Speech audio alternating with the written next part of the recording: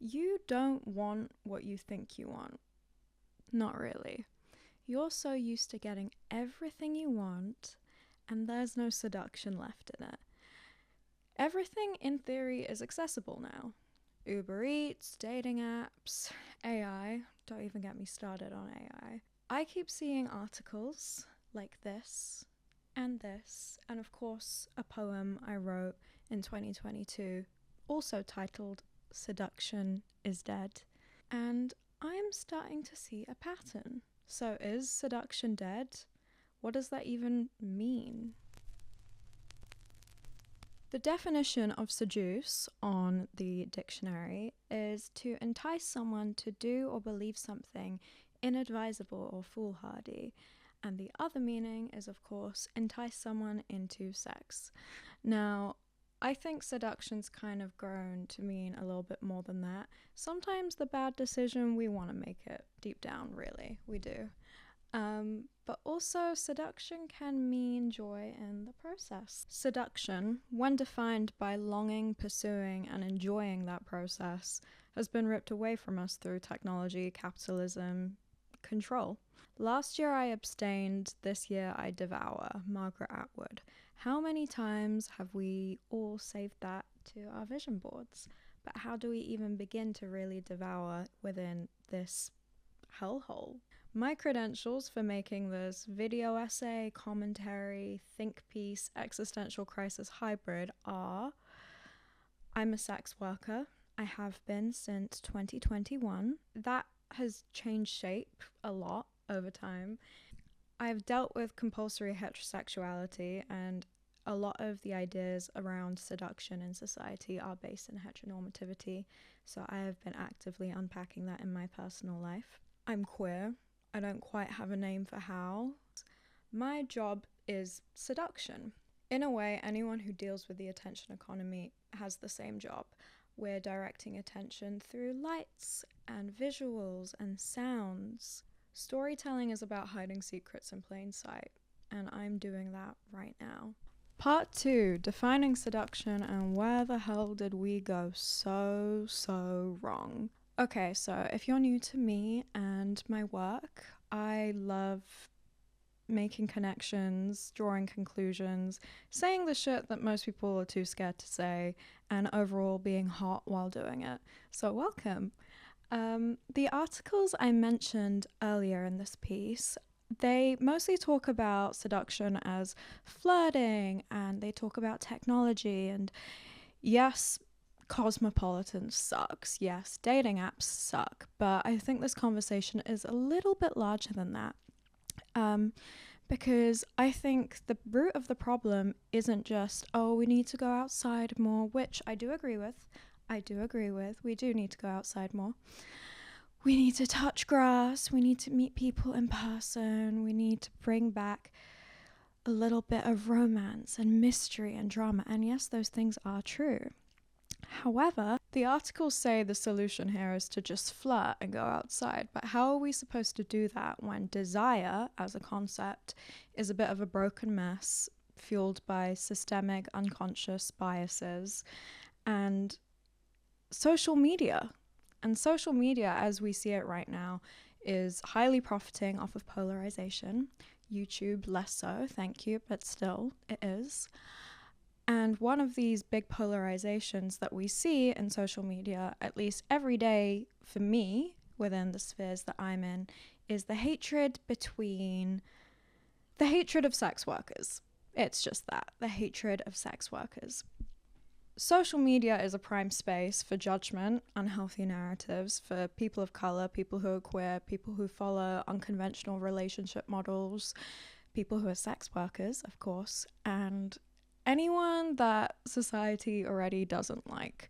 So, getting into this, flirting and slowing down is important, but there is a certain amount of privilege involved in, is your relationship a style of relationship where you can just do that? Can you just get offline and follow the script that has been going for millennia?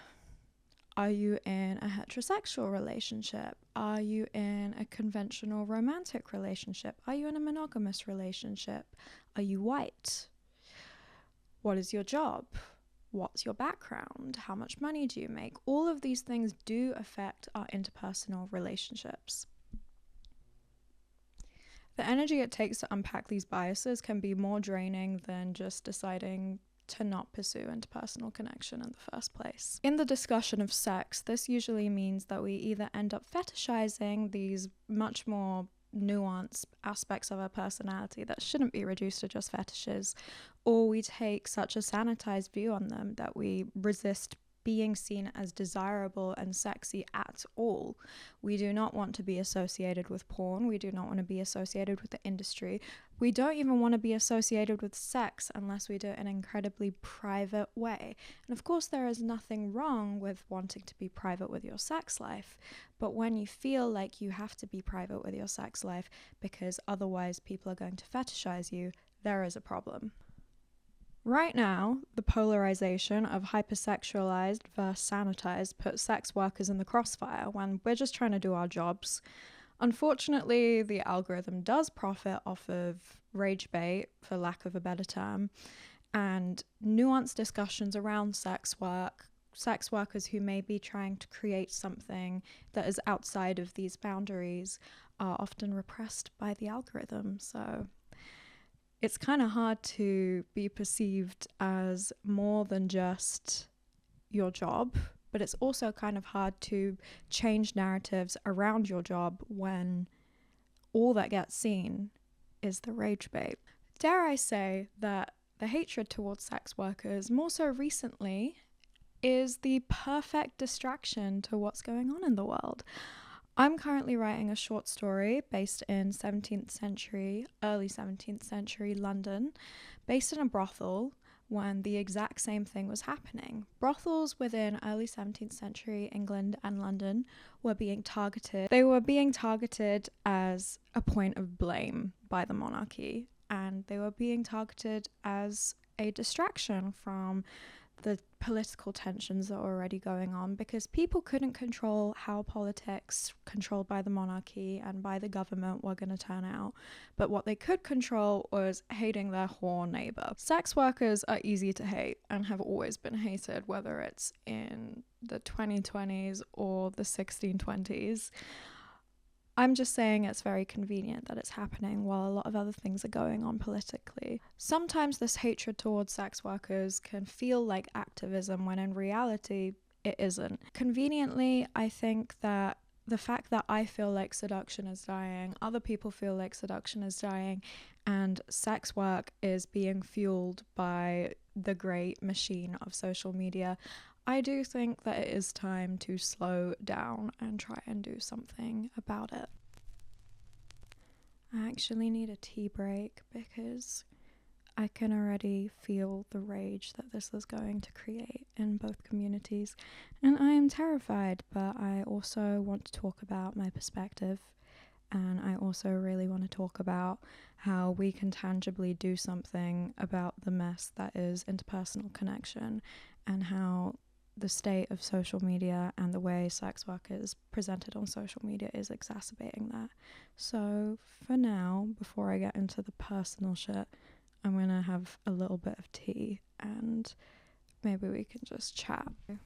I've got the cup of tea, I've got the blanket, we're cozy. Let's get into it.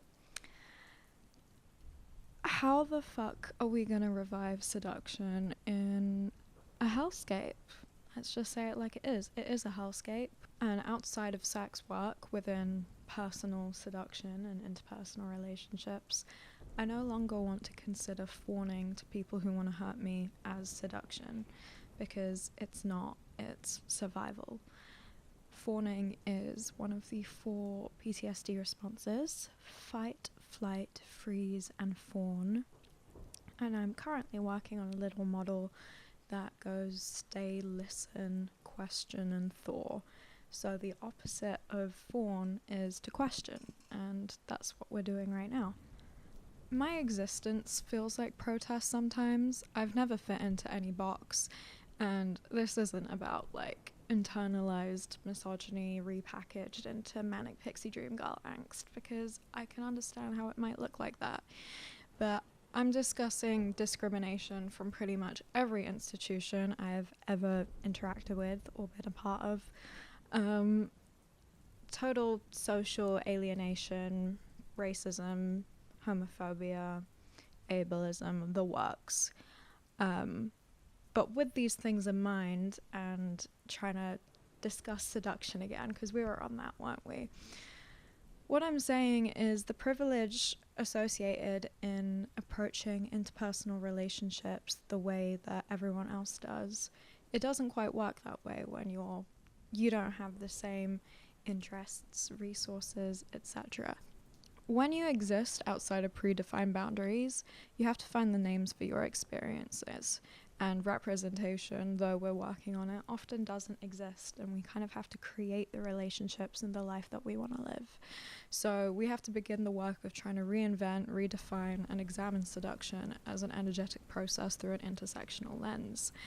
I like the idea of prioritizing my own perspective over how people might see me, and that's not a new idea, but I've been thinking a lot about the quote that reads, "The first feminist gesture is to say, okay, they're looking at me, but I'm looking at them."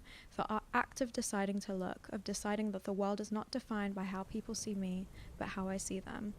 So what do I want when I'm looking? And I think every single person who has failed to find what they're interested in relationships and in porn has probably stumbled down some weird smut or Wattpad stories. Am I old? Is that still a thing? Or things like that. And I think it really starts there, and actually trying to seek out what you want instead of accepting the desires that are expected of you and trying to perform them even though they don't fit. And I know that what I want is going to be considered quote unquote wrong no matter what I do. So I may as well try. And I've been thinking, what happens if we get metaphorically and spiritually hungry? I've been trying to want things the way I'm supposed to for my whole life, and it's not been getting me anywhere. It's not been doing me any favors. So if I sit with that desire and that hunger, where does that lead? And I think there's a certain amount of honesty and truth to be revealed in that. We can have fun with that. And of course, this isn't just about sex. When I'm talking about seduction, I'm talking about desire and pursuit. The right place, job, body, lifestyle might not exist in a way that you can pin it down and define it yet. And the seduction is less about hunter prey or trying to lure in a fish, and it's more about following a white rabbit down the rabbit hole, just like Alice. Seduction, I think, needs to start being a little bit more about curiosity. So to wrap this all up in a neat bow, I thought I'd mention this Audre Lorde quote that lives in my head rent-free. And the quote reads, "Once you start to speak, people will yell at you. They will interrupt you, put you down, and suggest it's personal. And the world won't end. And the speaking will get easier and easier, and you will have fallen in love with your own vision, which you may have never realized that you had. And you will lose some friends and lovers and realize you don't miss them, and new ones will find you and cherish you. And you will start to flirt and paint your nails, dress up and party, because, as I think Emma Goldman said, if I can't dance, I don't want to be part of your revolution. And at last you'll know with a surpassing certainty that only one thing is more frightening than speaking your truth, and that is not speaking." Audre Lorde. And I think that perfectly summarizes everything that I've kind of been badly trying to say and put together in this piece. But kind of applying these ideas around speaking and using your voice to desire and seduction and interpersonal relationships and sex and the way you engage with people in your life. And I will be writing on this topic more, because one of the poems that, fingers crossed, I might publish in a book I might release is called Seduction is Dead, which has been a developing work that I started in 2022. And if I'm going to leave you with one last thing, I'm going to say there's a certain level of freedom in ambiguity. The revival of seduction is the revival of that. It's the hunger, the mystery, the tension, the anticipation, the waiting, the fear of the unknown. And from now on, I think I'm just going to do whatever I want with my desire and express it however I please. And it's my feast for one.